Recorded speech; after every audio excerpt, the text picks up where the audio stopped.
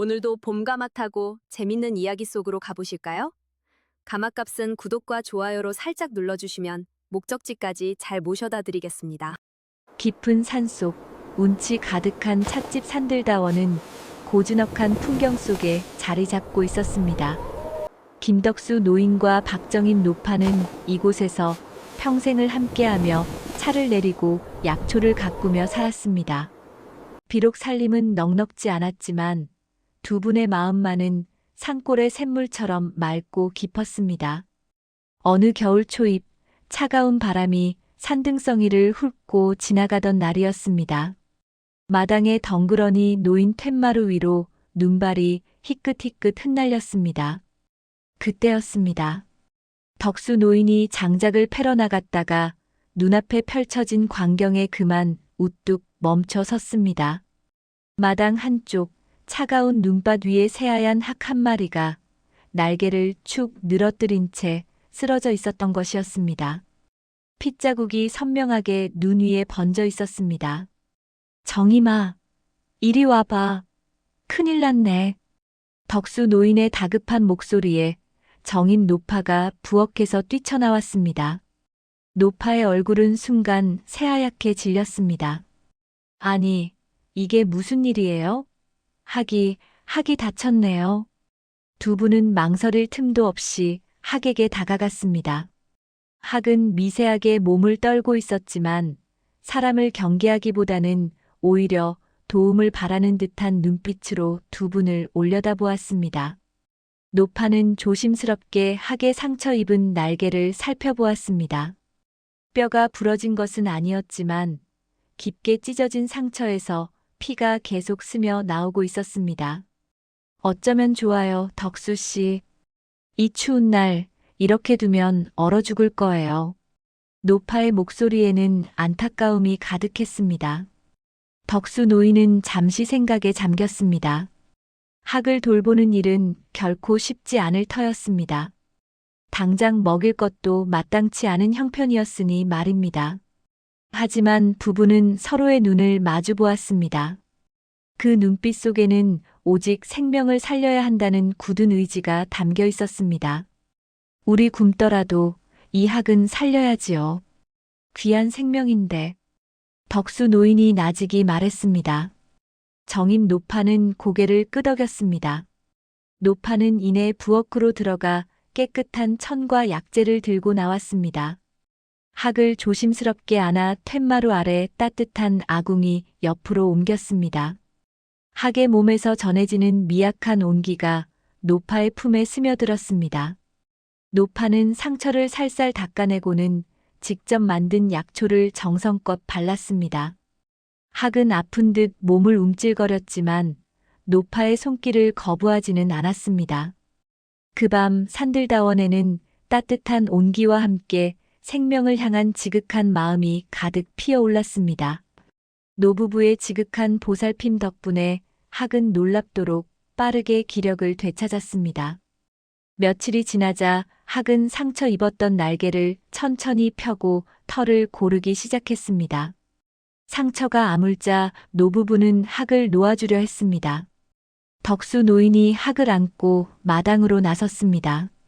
학은 푸른 하늘을 향해 몇 번 날갯짓을 하더니 힘찬 기세로 창공으로 날아올랐습니다.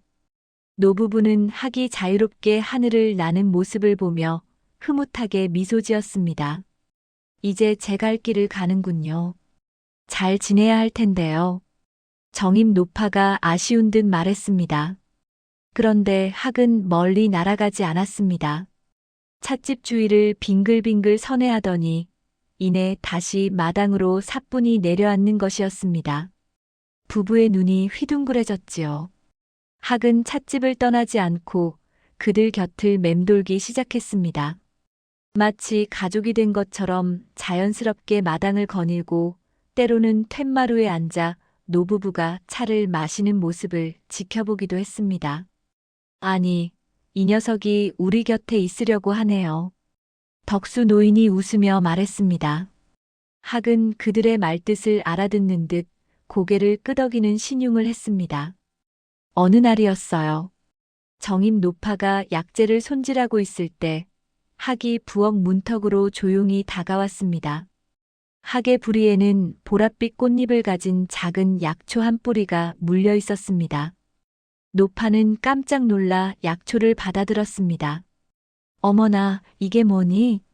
어디서 이런 귀한 것을? 노파는 약초를 유심히 살펴보았습니다. 그것은 산삼만큼 귀하다는 천문동이었습니다. 노파는 가슴이 쿵쾅거렸습니다. 학은 그 후로도 종종 산속 깊은 곳에서만 자란다는 귀한 약초들을 물어다 주었습니다. 어떨 때는 노루궁뎅이 버섯을, 또 어떨 때는 몸에 좋다는 영지 버섯을 물고 오기도 했습니다. 찻집의 약재 보관함은 어느새 진귀한 것들로 가득 채워졌습니다. 노부부는 학의 영험한 능력에 감탄을 금치 못했습니다.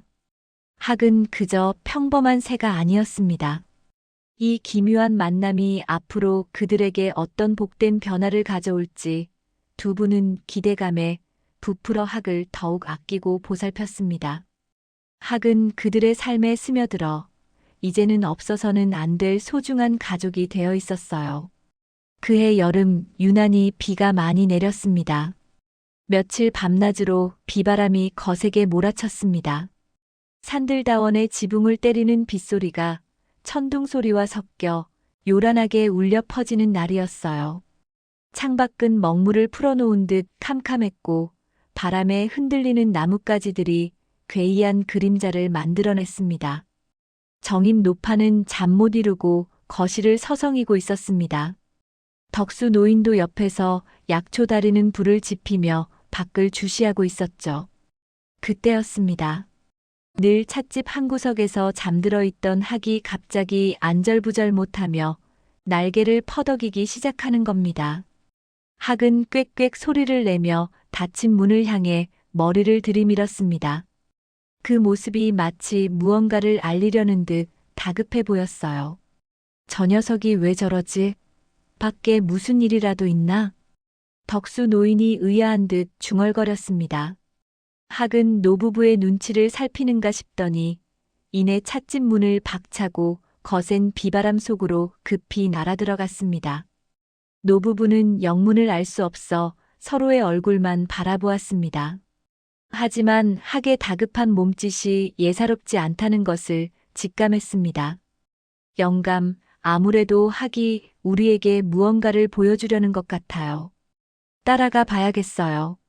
정임 노파가 불안한 얼굴로 말했습니다. 덕수 노인은 망설였습니다. 이런 폭우 속에 숲으로 들어가는 것은 위험한 일이었으니까요. 하지만 학이 자신들을 이끄는 듯한 그 간절함에 결국 고개를 끄덕였습니다. 조심해야 해, 임자, 손전등이랑 우산 챙겨요. 두 분은 두꺼운 비옷을 챙겨 입고 손전등을 든 채 빗속으로 나섰습니다. 차가운 빗방울이 얼굴을 사정없이 때렸습니다. 발 아래 진흙탕은 미끄러웠고 나뭇가지들은 사방에서 휘몰아치는 바람에 사납게 흔들렸습니다. 숲은 칠흑 같은 어둠 속에 잠겨 있었고 길은 더욱 미로 같았습니다.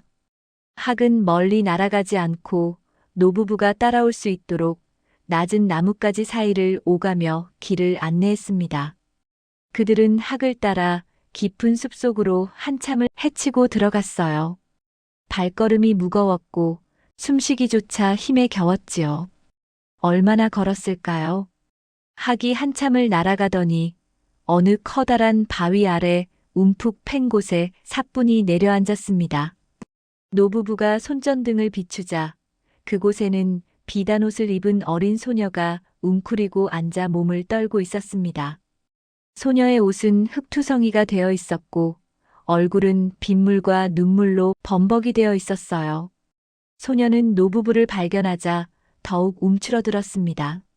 몹시 놀란 듯 눈동자가 심하게 흔들렸고 말을 걸어도 아무런 대답을 하지 못했습니다. 기억을 잃은 듯 멍한 표정이었어요.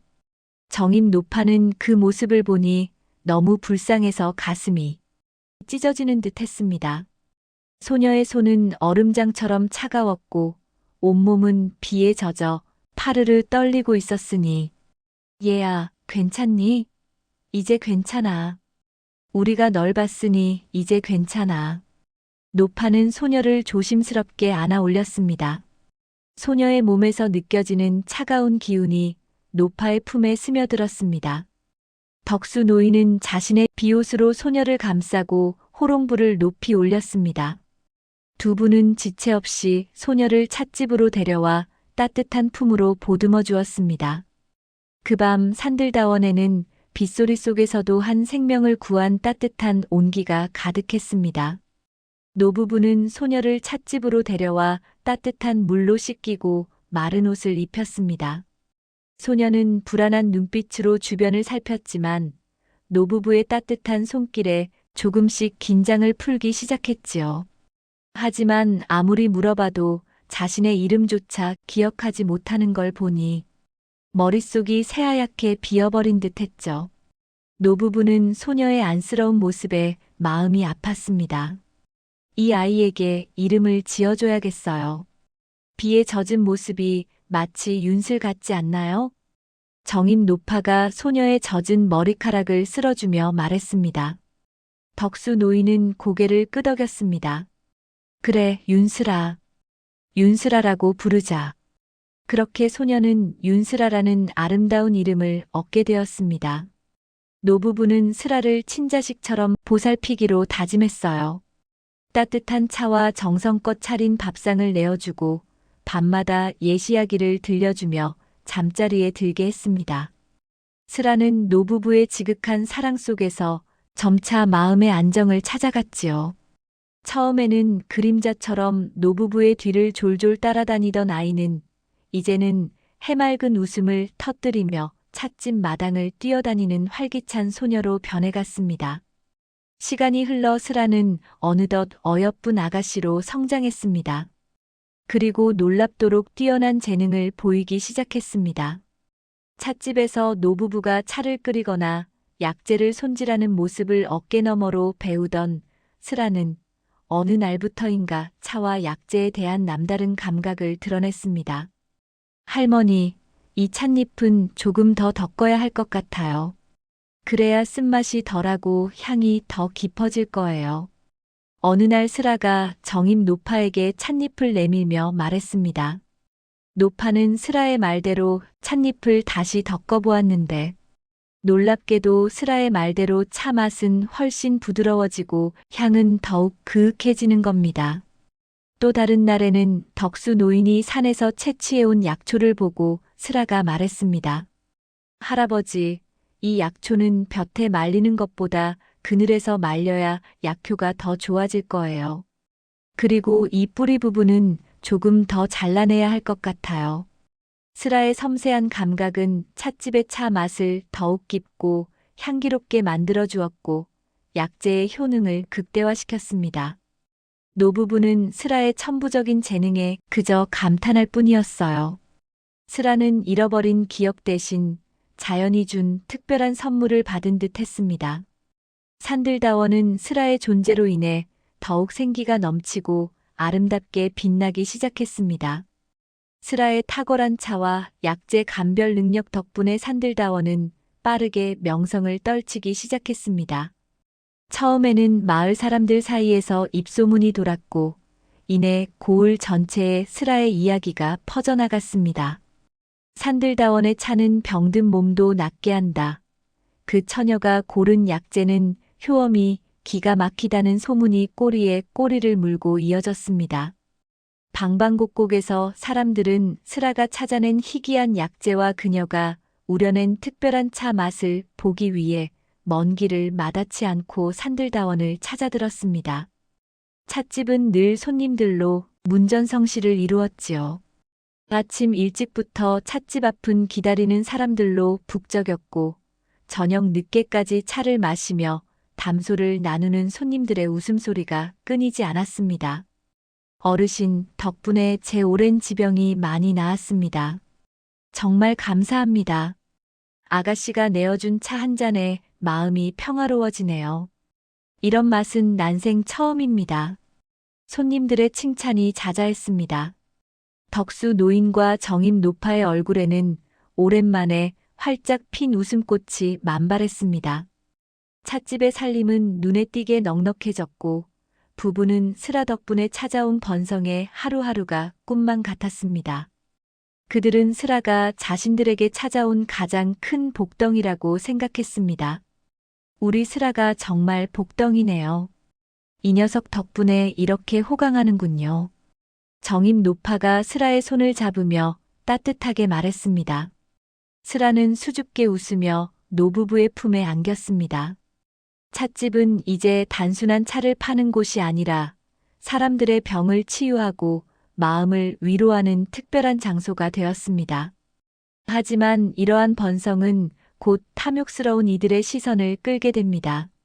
산들다원의 명성이 산골을 넘어 고을 전체 심지어는 더 멀리까지 알려지기 시작하면서 어둡고 탐욕스러운 그림자가 서서히 드리워지고 있었던 것입니다. 노부부는 알지 못했습니다.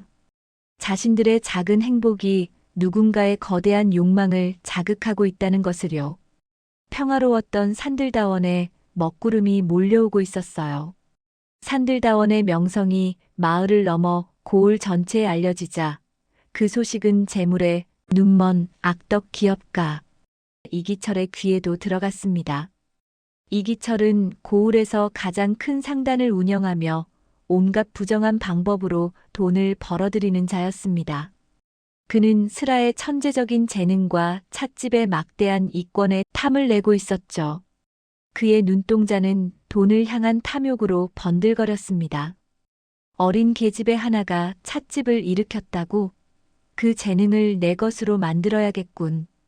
이기철은 자신의 거대한 저택 서재에서 음흉한 미소를 지었습니다. 그는 슬아를 자신의 사리사욕을 채우는 데 이용하기 위해 온갖 비열한 술책을 꾸미기 시작했습니다. 이기철은 먼저 사람을 시켜 산들다원의 손님으로 위장하여 드나들게 했습니다. 그들은 슬아의 행동을 관찰하고 노부부와 슬아의 관계를 캐물었습니다. 찻집의 평화로운 분위기 속에서 불순한 의도를 가진 자들이 스며들고 있었던 것입니다. 얼마 후 마을에는 이상한 소문이 돌기 시작했습니다. 산들다원의 노부부가 어릴 적부터 기억을 잃은 아이를 데려다 키웠다는데 사실은 그 아이를 유괴한 것이라더라. 어디서 데려온 아이인지도 모르는 것을 키우며 돈벌이에 이용하고 있다는 근거 없는 헛소문이었습니다. 소문은 눈덩이처럼 불어나 순식간에 고을 전체로 퍼져나갔습니다. 덕수 노인과 정임 노파는 처음에 그 소문을 대수롭지 않게 여겼습니다. 누가 그런 말도 안 되는 소리를 지어낼까? 하고 웃어넘겼죠. 하지만 소문은 점점 더 구체적이고 악의적으로 변해갔습니다. 찻집을 찾아오는 손님들의 눈빛도 달라지기 시작하는 겁니다. 호기심과 존경 대신 의심과 경계가 서려 있었습니다.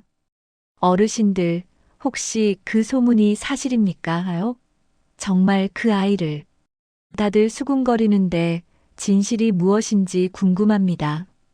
몇몇 손님이 조심스럽게 물어왔을 때 노부부는 비로소 사태의 심각성을 깨달았습니다. 슬아 또한 사람들의 달라진 시선과 수군거림에 마음 아파했습니다. 그녀는 노부부에게 죄송한 마음과 함께 불안감을 느꼈습니다. 이기철은 이 모든 상황을 뒤에서 지켜보며 교활한 미소를 지었습니다.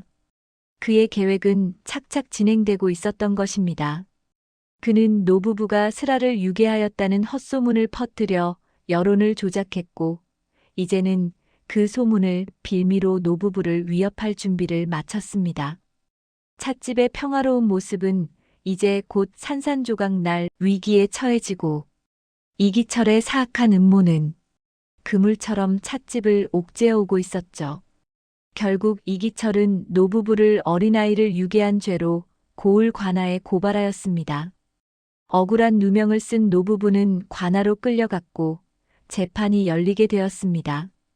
고을 관아는 차갑고 딱딱한 돌바닥과 높은 천장으로 이루어져 있었습니다. 공기는 무겁게 가라앉아 숨쉬기조차 조심스러웠습니다. 덕수 노인과 정임 노파는 피고인석에 앉아 파르르 떨리는 손을 부여잡았습니다. 스라는 그들 옆에 앉아 두려움에 질린 얼굴로 재판 과정을 지켜보고 있었어요. 원님은 상석에 앉아 근엄한 표정으로 재판을 시작했습니다. 이기철은 당당하게 원고인석에 서서 노부부를 향해 손가락질했습니다. 그의 입꼬리는 비웃듯 올라가 있었고 눈빛은 승리에 대한 확신으로 번들거렸습니다. 원님, 이 노부부는 7년 전 비오는 밤에 어린아이를 유괴하여 자신들의 사리사욕을 채우는데 이용했습니다. 그 아이의 천재적인 재능을 빌미로 막대한 부를 축적했으니 이는 필시 중죄가 아니겠습니까? 이기철은 미리 매수해둔 거짓 증인들을 내세웠습니다. 증인들은 입을 모아 노부부가 스라를 유괴하는 장면을 보았다고 거짓 증언을 했습니다. 또 꾸며낸 증거들을 내세워 노부부를 궁지로 몰아넣었습니다. 그들의 증언은 교묘하게 사실과 거짓을 섞어 듣는 이로 하여금 믿을 수밖에 없게 만들었습니다. 원님, 저희는 정말 억울합니다. 이 아이는 스라는 저희가 비바람 속에서 죽어가는 것을 살려준 목숨입니다. 저희가 어찌 감히 그런 짓을 한단 말입니까? 덕수 노인이 목이 터져라 외쳤습니다.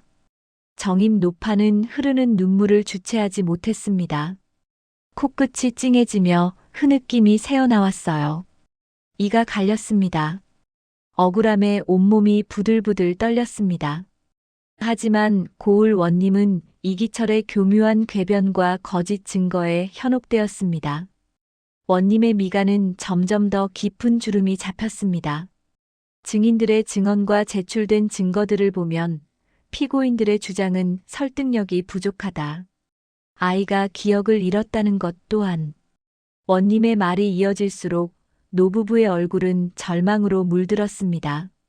이대로라면 유죄 판결을 피할 수 없을 것 같았어요. 스라는 두려움에 온몸이 굳어버리고 머릿속이 하얘졌습니다. 하지만 그녀의 눈빛 속에는 양부모님을 지켜야 한다는 일념이 강하게 타올랐습니다. 그녀는 용기를 내어 입을 열었습니다. 원님, 저는 할머니, 할아버지가 저를 구해주셨다고 말하는. 스라의 목소리는 작고 떨렸습니다. 이기철은 비웃듯 입꼬리를 올렸습니다. 어린아이가 무엇을 안다고 저리 짓거리는가. 기억도 없는 아이의 말은 아무런 효력이 없습니다. 이기철의 말에 관아아는 다시 침묵에 잠겼습니다. 사람들의 숨소리는 더욱 크게 들리고 공기는 더욱 차갑고 위태로운 기운으로 가득했습니다. 노부부의 가슴은 쿵쿵거렸습니다. 숨쉬기조차 힘들었죠. 그들은 이제 모든 것을 포기해야 할지도 모른다는 절망감에 휩싸였습니다. 재판이 절정에 달하여 노부부가 유죄 판결을 받을 위기에 처했을 때였습니다. 관아아는 이기철의 승리를 예감하는 듯한 싸늘한 침묵으로 가득했습니다. 고을 원님은 이미 판결문을 읽기 위해 고개를 숙이고 있었고 노부부는 고개를 떨군 채 흐느끼고 있었습니다. 스라의 눈에서는 뜨거운 눈물이 쉴 새 없이 흘러내렸습니다. 바로 그때였습니다. 파닥파닥. 어디선가 거대한 날갯짓 소리가 들려왔습니다.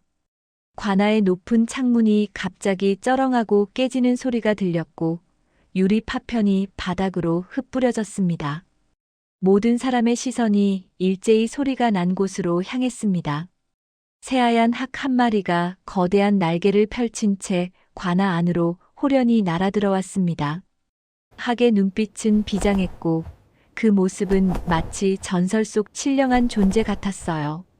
관아 안은 순간 정지된 듯 사람들은 숨을 멈추고 학을 바라보았어요.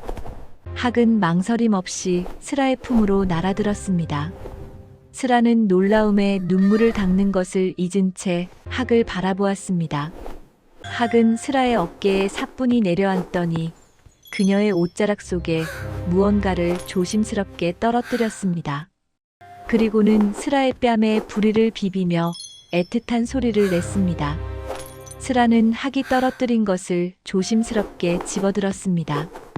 그것은 정교한 세공으로 만들어진 비녀였습니다. 푸른빛 옥으로 장식된 비녀에는 아름다운 꽃 문양이 섬세하게 새겨져 있었습니다. 스라는 비녀를 보는 순간 머리를 망치로 맞은 것 같았습니다. 눈앞이 캄캄해지며 다리에 힘이 풀렸어요.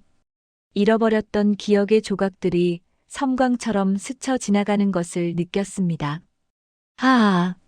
스라의 입술이 파르르 떨렸습니다. 눈동자가 심하게 흔들리며 불안함과 동시에 놀라움이 드러났습니다. 쿵! 가슴이 쿵쿵거렸습니다. 숨쉬기조차 힘들었죠. 파편화된 기억들이 조각난 거울처럼 그녀의 머릿속을 가득 채웠습니다. 폭우가 쏟아지던 밤, 쓰러져 있던 마차, 비단 옷을 입은 여인의 애타는 얼굴, 그리고 그 여인의 머리에 꽂혀 있던 바로 이 비녀. 이기철은 학의 등장과 스라의 반응에 당황한 듯 얼굴이 굳어졌습니다.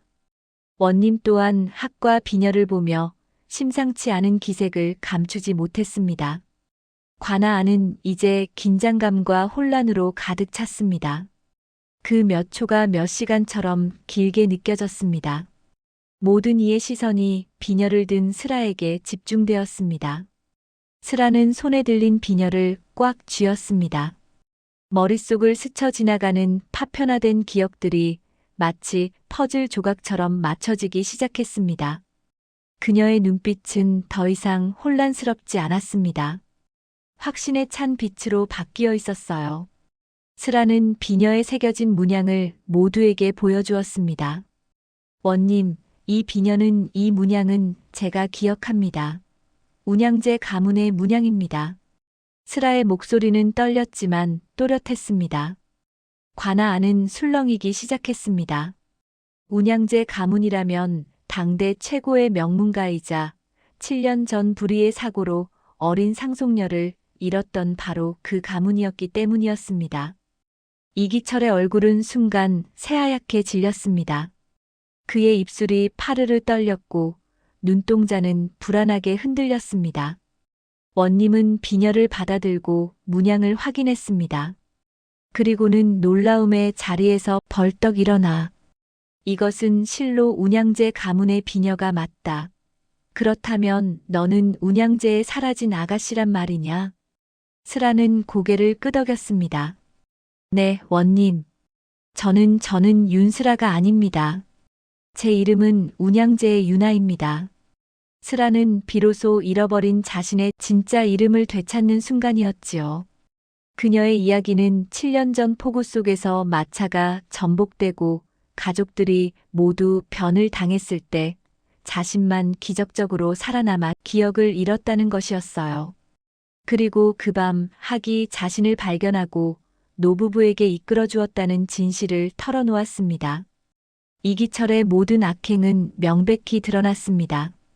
거짓 증인들은 학의 등장과 스라의 진실에 당황하여 이기철에게 매수당했음을 자백했습니다. 이기철은 찻집을 강탈하고 스라의 재능을 이용하려 했던 자신의 탐욕스러운 음모가 만천하에 드러나자 얼굴이 불그락푸르락 변했습니다. 그는 발버둥치며 소리쳤습니다. 아니다. 저 아이의 말이 거짓이다. 모두 꾸며낸 이야기다. 하지만 그의 항변은 더 이상 아무런 효력도 없었습니다. 원님은 엄숙한 목소리로 판결을 내렸습니다. 피고인 김덕수, 박정임 노부부는 무죄다. 오히려 어린 생명을 구하고 보살핀 선행이 빛나는구나. 원고인 이기철은 무고죄와 사기죄, 그리고 거짓 증언을 사주한 죄로 즉시 구속하여 준엄한 처벌을 받게 할 것이다. 관아 안에서는 안도의 한숨과 함께 박수갈채가 터져나왔습니다. 노부부는 억울한 누명을 벗었고 스라는 잃었던 신분을 되찾게 되었죠. 운양제 가문의 소식이 전해지자 멀리서 스라의 가족들이 달려왔습니다. 그들은 스라를 끌어안고 하염없이 눈물을 흘렸습니다. 스라는 품에 안긴 가족들의 따뜻한 체온을 느끼며 잊고 지냈던 그리움을 떠올렸습니다. 하지만 무엇보다 소중한 것은 바로 곁에 진정한 가족임을 깨달았습니다. 그녀는 노부부의 손을 꽉 잡았습니다. 눈물이 흐르면서도 그녀의 얼굴에는 따뜻한 미소가 번졌습니다. 그녀는 이제 더 이상 혼자가 아니라 사랑하는 가족과 함께 진실과 정의가 승리하는 순간을 함께한 그들이 곁에 있었습니다. 스라는 자신의 신분을 되찾았지만 그녀의 마음은 이미 노부부에게 깊이 뿌리내려 있었으니까요. 운양제 가문의 사람들은 스라를 다시 명문가로 데려가려 했지만 스라는 단호하게 거절했습니다. 저를 낳아주신 부모님은 비록 돌아가셨지만 저를 살려주시고 키워주신 분은 바로 할머니, 할아버지이십니다. 저는 이곳을 떠날 수 없습니다. 스라의 눈빛은 흔들림 없었습니다. 운양제 가문 사람들은 스라의 지극한 효심에 감복하여 결국 그녀의 뜻을 따르기로 했습니다. 스라는 노부부의 곁을 떠나지 않고 평생을 지극한 효심으로 봉양하며 산들다원을 운영했습니다. 그녀는 노부부를 어머님, 아버님이라 부르며 이전보다 더욱 살갑게 대했습니다. 어머님, 오늘은 쑥차를 좀 더 진하게 우려봤어요. 몸이 따뜻해지실 거예요. 아버님, 새로 들여온 약재가 아주 좋습니다. 관절에 좋다고 하니 다려 드세요. 스라의 따뜻한 말 한마디, 정성스러운 손길 하나하나에 노부부는 더할 나위 없는 행복을 느꼈습니다. 덕수 노인과 정임 노파는 스라의 효심 덕분에 건강하고 평화로운 노년을 보낼 수 있었습니다. 산들다원은 스라의 존재와 그녀의 이야기가 더해져 단순한 찻집을 넘어 진정한 가족의 의미와 선행이 가져다주는 따뜻한 행복을 온 세상에 알리는 문화유산으로 발전했습니다. 사람들은 스라가 내어주는 차 한 잔에서 위로를 얻고 그녀의 이야기를 들으며 삶의 교훈을 얻어갔습니다. 학 또한 여전히 산들다원 마당을 지키며 스라와 노부부의 곁을 맴돌았습니다. 세월이 흘러 덕수 노인과 정임 노파가 편안히 눈을 감는 날까지 스라는 그들의 곁을 한결같이 지켰습니다. 그녀는 노부부가 물려준 산들다원을 더욱 번성시켰고 그들의 선행과 사랑을 영원히 기억했습니다. 스라의 이야기는 먼 훗날까지 사람들의 입에서 입으로 전해졌고 산골 노부부의 따뜻한 선행이 귀한 생명을 살리고 그 생명이 또 다른 생명을 구하며 결국은 모두에게 진정한 행복을 안겨준 아름다운 이야기로 말입니다. 산들다원은 길이길이 빛나는 유산으로 남아 그곳을 찾는 모든 이들에게 따뜻한 위로와 희망을 전해주었습니다. 진정한 가족의 사랑과 선행은 어떤 어려움 속에서도 빛을 발하며 영원히 기억될 것임을 보여주는 감동적인 이야기였습니다. 함께 들어주셔서 감사합니다. 주무시기 전 구독과 좋아요를 한 번씩 눌러주시면 더 재미있는 이야기로 다시 돌아오겠습니다. 수면 음악을 들으시면서 편안히 주무십시오.